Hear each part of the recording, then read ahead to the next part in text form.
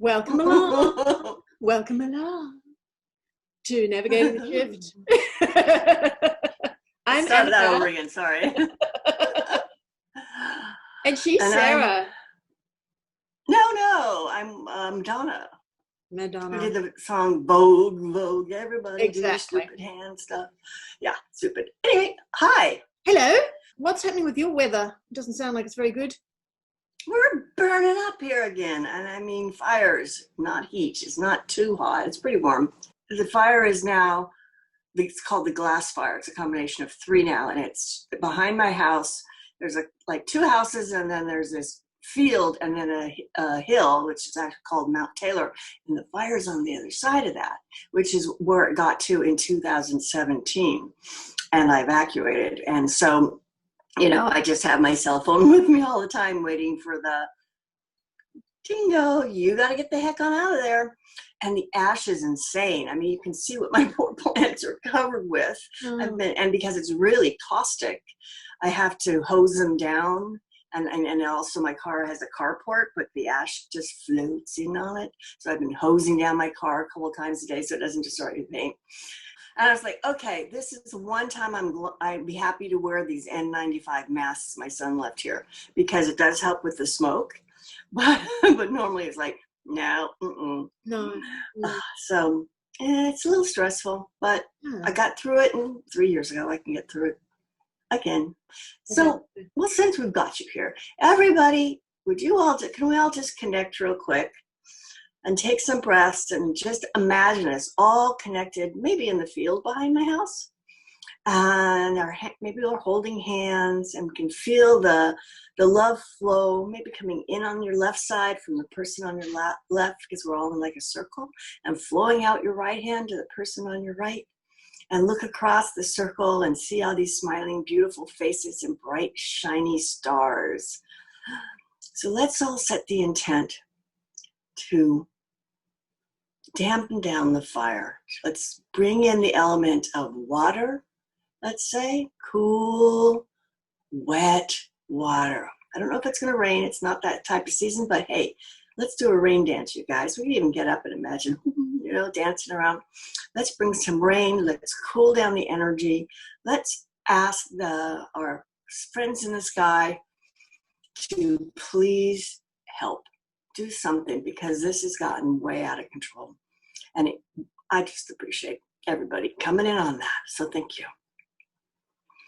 Meanwhile, in Sydney, we're doing quite well here. We haven't had many chemtrails, probably twice I've seen them this year. So that's pretty good. Oh. But one thing that's really interesting, just this week I noticed, like there's this little fly that's joining me today, but there were a couple of mosquitoes that came in, and there were bugs on the windscreen. Now, I haven't seen that for years. So a year's worth of no chemtrails, and the insects are starting to come back into the environment. Interesting. Yeah. And all along the front of our street are native trees that are bursting into flower, because it's, springtime, and they're just humming with bees. So I just haven't seen that many bees around either. I think things are, ecologically, things are turning in the right direction here. Good news. Every time a person looks at something in nature and sees the beauty and expresses or feels gratitude toward it, or it's like, oh, more insects, great. That's just supports this transformation of our planet. It's a spiritual practice to appreciate beauty, especially nature's beauty. And when I connected with Gaia years ago, I said, all this stuff is going on. What can we do to help you? And she said, just appreciate the beauty. That'll make such a difference. So a personal request from the planet for us to do that. That sounds like a good activity to do right today. So that's my little world. The big world is doing crazy things. The debates. Did you watch? I didn't get to see all of it. No, I got to see the very beginning of it, and they started arguing like little kiddies, and I was like, I don't know if I can handle this. It was ridiculous. Oh my God. I mean, so what do you think is going on there? Do you think it's a tactic? Was he just trying to put pressure on him? Because I tell you why. I just checked into Twitter before you and I chatted. Somebody had taken a snapshot from CNN, And it says, tonight is the first presidential debate of the 2020 election cycle, where President Trump will face former Democrat nominee Joe Biden. And Whoopee! whoops! So maybe it isn't going to be the Harris-Biden. No, maybe it's going to be Harris versus Trump. Yeah, who knows? It was pretty amazing how even the lighting was different. If you look at the shot here, you can see Biden is well lit. He's not shiny. Look at how white his shirt is. Whereas Trump, look at the difference in the background color. It's more yellowy, it's more browny, and he's overlit, so he looks shiny and sweaty. I mean, every little thing, it's like, oh. And then there's these things that happen when, at one point, Biden goes like this, and a little metal thing pops up out of his cuff. Oh. And then, he goes like this, and it pops up like that, and then he goes, and it pops back down. It's like, huh? What was that? And he's carrying a pen the whole time, or it looks like a pen. Who knows what it is? I know Clinton had a pen as well. Do you know there was something about her having a pen? It was back at the time when they filmed that thing where she looked like a dolly and they threw her in the truck, you know, where she stepped down off the curb and she's like that. She if she was fainting, your head would fall forward, but this more looked like a mannequin. And they just chucked it in the truck, and it was around that time. And remember, at that time, she also felt sick and went away. And then a body double, very obvious body double, came out, a lot thinner in the same outfit, very baggy, and like, I'm okay, you know. It was all around that time, and they were talking about her carrying a ballpoint pen, kind of thing. I wonder. Well, the other thing is somebody found this technology, and it makes sense to me because when I was looking at Biden, one, his eyes did not look blue, and he has really blue eyes, and they look like dark brown. And the second thing is his right eye looked like the iris was just a little bit bigger. So there is this thing, it's like a contact lens you can put on, and it's basically a teleprompter right here. Right, a monitor? It's like a teleprompter that you can just, so the times when he was turning and looking directly into the camera, it's your family, you can sort of see his eyes are just moving a little, and your eye movement makes the signals the teleprompter in your eye to move up. And at one point he said, okay, here's your 2 minutes, and he looks down, he goes, oh, good luck. And then goes on with what he was going to say. I like, did somebody say to him, good luck? And he just repeated it. And I think James Wood on Twitter also showed a photo that he felt there was an earpiece in there. So it actually looks like in that bit there, looks like that bit, but it's obviously it's not as deep. So you look in one ear and it's quite deep, and you look in the other ear and it's quite shallow. So it's beautifully matched to the ear. And he posted a picture of that showing Joe Biden had an earpiece as well. So I imagine there's technology that's way more advanced than that, where you can just, put a little tiny thing inside your ear that isn't seen at all at this point. So if they're actually showing that, it has to be deliberate. I think the white hats are in control, and you got to see Trump push Biden to the point where he started snapping. He said, man, shut up. Told him to shut up. He called him a clown. And then he said, oh, sorry. I mean. Because he won't have any teleprompter for that. So I guess that's the idea, is to run circles around him so that the teleprompter who's been typing stuff and the person in the ear, that's like three people are trying to fight against Trump, and Trump is running circles around them. So that's the push. And even though people are saying it's so rude, and yet it's kind of a similar tactic that a barrister would use in a court. You don't call them barristers, do you? A lawyer who works in the court system. He's not an administrator, but defend somebody in court, and they usually put pressure on somebody on the witness stand to make them break. And that maybe that's what the tactic was that he was using. There was one point in the debate that cracked me up. Biden is going on about when Trump became president, manufacturing went in the hole. Number one, he says, and number two. And then he says, number three. Well, meanwhile, Trump is talking about what he did for manufacturing. They're talking over each other, of course. But at the same time, he says to Biden, "You're on number 2," and then goes on with what he was saying because he's so he's listening at the same time as talking. You're on number 2. Did they orchestrate that? I mean, you never know if the White Hats really are in control. Like you were saying that the premier in Melbourne area thinks he's doing the deep state's bidding, but he's really being controlled by the White Hats. So who knows with somebody like Biden? It could be the same thing, that he's being told to do this, but I don't know. Is he even there anymore? I mean, if you've got his eyes changing color, what is he? What is in there? Is it just one of those masks? You know, they're very sophisticated masks these days. And the shirt looked completely stuffed. Looked like his shoulders were up high and big, very flat across here. And it just looked like a stuffed shirt. So is it somebody else in there? Who knows? Is there anybody in there, or is it just... Hello?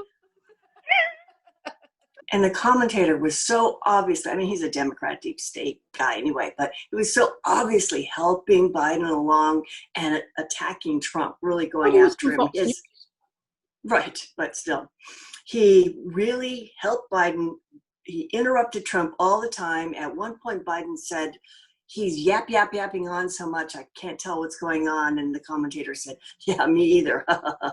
You know, little things. And then, like, one of his questions was, "So what happened in Charlottesville when Trump said there are good people on both sides? That's what spurred you to join in the competition here." And he goes, "That's right, that's right."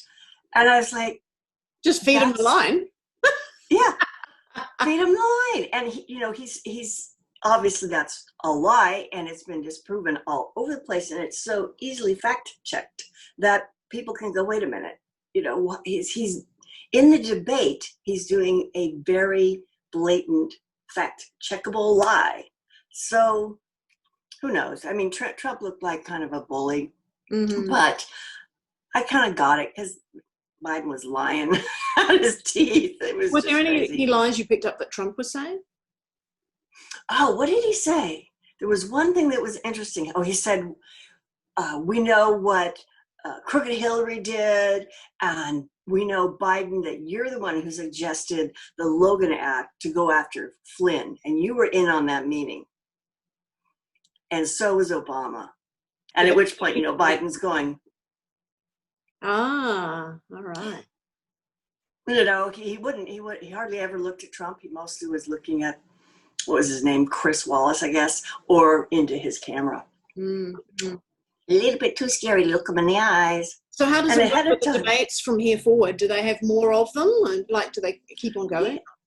Yeah, there's 2 more. I think one's in 7 days from now, or it's about 8 or 9 days after the one that was yesterday. And then another one after that, I'm not sure when, although there are some people saying, "Oh, Trump is so nasty, it isn't even worth debating him. He's just going to be rude and nasty. Just don't even do it, Biden." So who knows? And evidently his Biden's campaign tried to get him rest breaks every half an hour. I know, like an old man. So how on earth is he meant to do the kind of hours that Trump does when he needs a break every half an hour? Good Lord. And to request that the day before or the day of the debate, it's just got to be when it's televised. It's like they wanted everybody. And he wouldn't take the drug test, and he refused to be checked for wires. So it's all looking a little weak. There were some debates on in New Zealand as well, because Jacinda Ardern there, who is still got everybody in lockdown. Everyone's really starting to, well, they're waking up a little bit. You know, the people that I've got over there that I speak to are just waking up just a little bit, where they're like, I don't understand this. We had 4 cases in Auckland, which is the biggest city in New Zealand, and she locked down the whole country. Heavy lockdown in the whole of the North Island. The whole of the South Island was in like stage 2 lockdown when there were no cases at all, and there haven't been for months. And so people are really starting to get a little bit funny, but they had their debate. So she is she represents the left, Jacinda Ardern, and she was up against, you know, the right, National Party. But I was watching the 2 of them and I thought, oh my goodness, I wouldn't want to vote for either of these women. You can see both of them are the left and right wing of the same bird, you know? It's terrible. What a choice to make. I wouldn't go for either of them. That's a tough one. That's a tough one. Yeah. Oh, we got a new Supreme Court Justice nomination. Amy Coney Barrett is her name. Yeah. They're screaming about, she's a crazy Catholic extremist. Catholic person, a handmaiden, and all of that. And I actually decided I want to look into her. I listened to her talking and answering some questions when she was put into the Seventh Circuit, I think, court.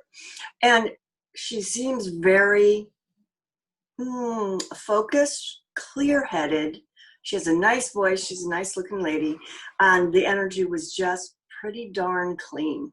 Plus, she said she would never allow her beliefs to interfere with the law. And she's already said she will recuse herself if anything comes up that has to do with her family and stuff. And somewhere back, I think she might have said specifically she may recuse herself on any abortion type issues because she's so anti-abortion. So, they're screaming, they're trying to just jam her through. But the precedent is that this is the way it works. Yeah, I noticed she's quite young too, so she might last 40 years or so. But the other beautiful thing about her is she adopted 2 kids from Haiti. Right. So the left wants to bring that up. Were those real adoptions? It's like, oh, why don't you go look into Haiti adoptions and what's really going on there? That would be a good idea. Yeah, yeah. So a lot of light workers, vanguards, whatever you want to call us, I kind of don't want to do light workers because I don't want to work, I want to play, and it's not just light, you have to dig into the shadows. So whatever you want to call us, the way showers have troubles with money, with abundance. And I read a tweet from Julia Guerrero that's about money, a money mantra for those who have belief of lack. And I like it. I celebrate spending money because it always returns to me in an increased and abundant way. Lovely. How nice. There was another version of that too. All the money I give is returned to me multiplied.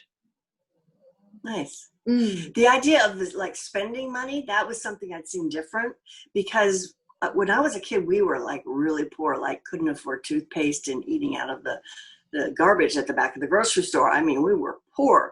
And the idea of spending money was frightening. It's like, oh, there's so much stress. My mom was so stressed out. So the idea of celebrating spending money to me was like, I love it. It's perfect for me. Very different, isn't it? Yeah. I was having a look at some of the Red Thumb stuff and they pointed to a website, I will find it and put the link below, where you can actually put in your social security number. And do you have numbers and letters as part of your? No, just numbers. Okay, because in our ones, we've got a number and then there's 1 or 2 letters on the end. So they say, look, you might just need to play around with where the space is between the numbers and the letters. But once you figure it out, it comes up on this website and shows you the stock and who's trading the stock, who owns the stock and how much it's worth. Yeah. Yeah, because you are stock. So when you got your birth certificate, you officially became stock owned by the corporation that runs your country. This is the maritime thing, that you were birthed just like a boat and that you were lost at sea. You haven't come back. And so they own everything that you own, your house, your car, any assets you have. This is why you register everything. The minute you register something, you give it over to the Reggie, the Crown. So if you look on your registration papers, I know I've got mine, no. The registration papers, for example, for my car, I'm not listed as the owner, I'm listed as the operator of the car. Yeah, this is the slave system that we're in. And anyway. So did you look yours up? Well, I looked up my kids because I couldn't find mine. I might have to fiddle around with the spaces again. I'm sure I'm in there. But I looked up theirs and they're worth $280 million each. And they're traded by Lowe's in America. It's a bank or a financial company. Now, it's hard to imagine that, because the older you are, obviously, the more you are worth. And I think this is where the saying worth your weight in gold came from, that whatever your weight was when you were a baby, you were literally worth your weight in gold.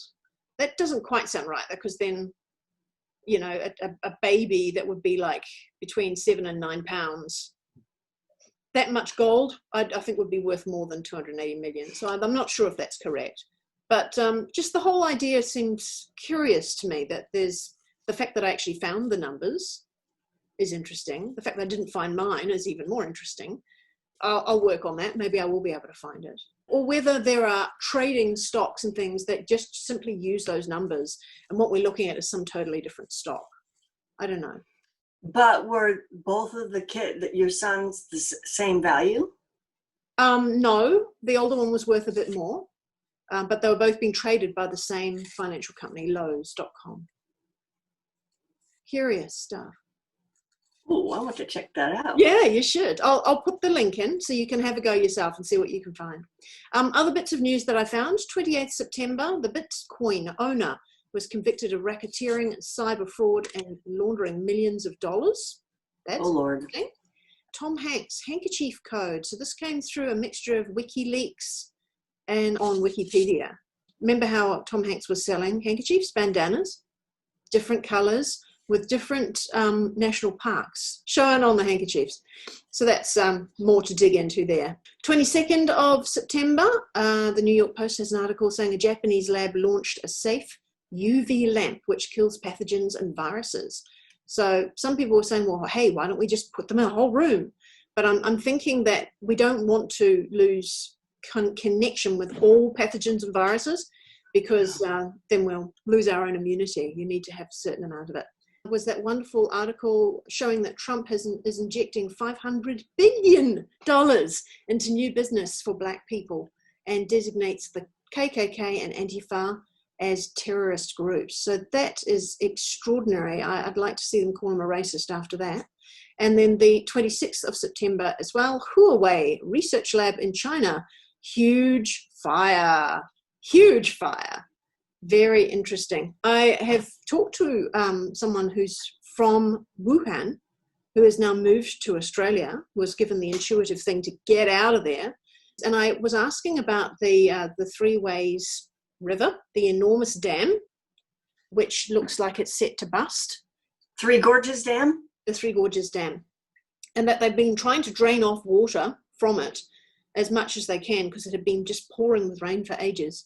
But the impression that I get is that it might just simply be a Gaia rebalancing thing to let that flood, and it may engulf Wuhan, which is the Chinese person I was talking to said is it's an extremely dark place, very, very dark. Because I remember saying in an earlier episode, it looks to me like just a big industrial area that handles all sorts of things.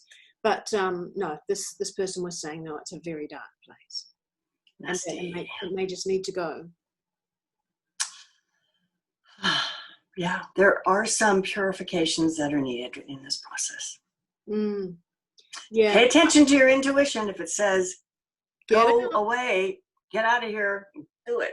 That's right. And there's been so many people I've met that have come to Australia from the Northern Hemisphere along the way. One was from the East Coast of America. One was from Spain. This one from China that I'm talking to now. There's just been a few different ones from different places who've been told you need to be in Australia for the next part of the thing. So whether it is just putting nodes on the crystalline grid, as we've heard before, or whether it is coming away from a place that's going to be destroyed, I don't know. But I remember when I was doing my mentoring sessions, he said to me that, you know, death is a choice. It's always a choice you make. You decide when the time is right.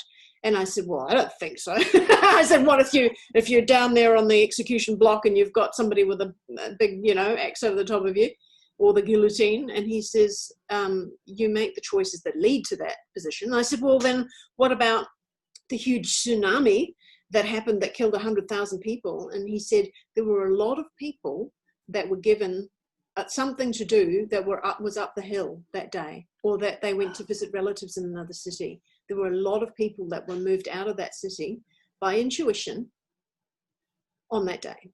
I said, well, what about the rest? Surely they didn't agree to it. And he said, look, you have to remember there is no separation. You are all together. It's like looking at a colony of ants. You know, you don't think of the individuals. We do. We think about individuals.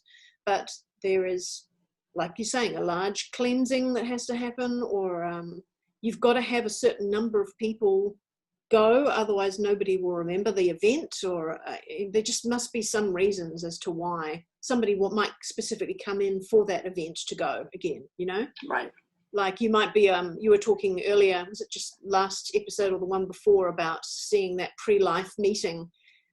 Okay, you know, we've got World War II coming up. We're going to need 5 million Jews. Oh, I'll do it. Well, you only make it to 5 years old. That's okay. I'll do it. You know, right. Yeah. You come and you go and you come and you go to make events happen, and keep coming back in order to try and rebalance the system. It's a curious thing. We don't think of it that way. We only think about ourselves, don't we, usually? That's part of, I think, soul development, where you just think of yourself and you think, I'm just this body and this mind, and then you start to expand out. Oh, I have a soul, and then, oh, I have an oversoul, and there are other souls within my oversoul, and that ever-expanding sense of self, it just grows, and that's where we're at. That's the fun stuff for me, that's for sure. Yeah.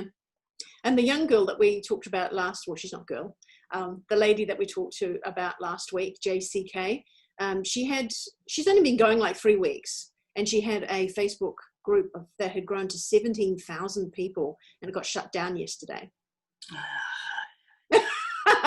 She doesn't even talk politics. Amazing. You know, they said they were going to be censoring things to do with politics. She doesn't even talk about politics.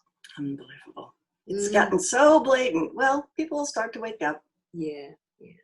So that's pretty much it today. Shall we have do a bit of a visualization again? Okay, sure. What do we want to do? Well, I like what you were talking about before, appreciating nature. Should we just tune into that a little bit? That's always fun. So why don't you think about someplace that you really love, and bring that memory in. Close your eyes, do some breathing, but really enrich that memory. Imagine that you're there. You're walking along that path, or you're sitting on your favorite rock looking at that view, whatever it is, listen to the sounds. Is there water in a stream, or a roaring ocean, trickling creek? Can you hear the breeze blowing through the trees? Are there any birds singing? Really expand. Yep. You sense a smell. What do you smell? What's the smell like your favorite place? That's a really good one for bringing things back. It's super connected. Also, what do you feel? Is it warm? Can you feel the sun on your skin? Can you feel a breeze blowing? Are you barefoot? Can you feel the gravel or whatever that you're walking on? You have a beautiful path. This is your favorite place. Oh, so you have a companion. That's nice. I believe it's an animal. And this is one of your totem animals who just came and joined you from the side, walking right next to you. And then what you can do is just open those senses to perceiving everything about this animal. What does it offer you? You don't have to lick it. We don't have to do that one. But if you want to, go for it. You know, this is part of your support team. Okay, and coming down from the sky, it looks like an angel, or some sort of soul family who is,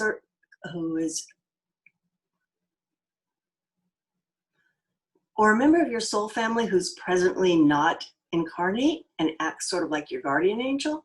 Let that loved one join you too as you're walking along, and enjoy how beautiful and lush your favorite place is.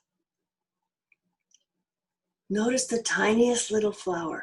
Maybe there's a little tiny flower in between the stones, or maybe there's a grand redwood towering into the sky. Oh, and the clouds. Don't try to make it up, but just let it come to you. So you glance up and notice what you see up there. This is your soul or your higher self giving you the images that work with the energy we're creating here. And think about your loved ones, the people you feel so much gratitude for in your life, including your animal friends. And also, put your hand over your heart and notice who you are. You are an amazing, brilliant light, full of love, generous, empathic. You don't have to be perfect, but you are love. You are love, you are loved, and you are lovable. So let yourself feel that coming from your two companions here and from the nature around you. Send that wave of love to the trees and the animals and the rocks and the crystals that are around you, to the sky, to the clouds, and feel it come back to you 1,000-fold. Would you like to add anything, Annabelle? Yeah. And let's just take some of the elements that you've seen today in your beautiful nature view of the trees and the little flowers coming up from the stones, and the smells and the sounds and the colors. And as you move about today, look for those things, because the more you look for them, the more you generate them within your reality. You can create those and keep stirring them up and take great joy when you see a little bit of it, because you'll be amazed how much of it you can see. The more you look, the more you find, the more you create. And that's all, really. Lovely. Take a deep breath. Blow it out. Big smile, open eyes. It's a nice way to finish. Yeah, nice little vacation from the daily stress, you know. It's like, oh yeah, let all the tension, all the whatever it is, just flow out of you. That was nice. Yeah, that's good. Have a good week. Ta-ta. Bye for now.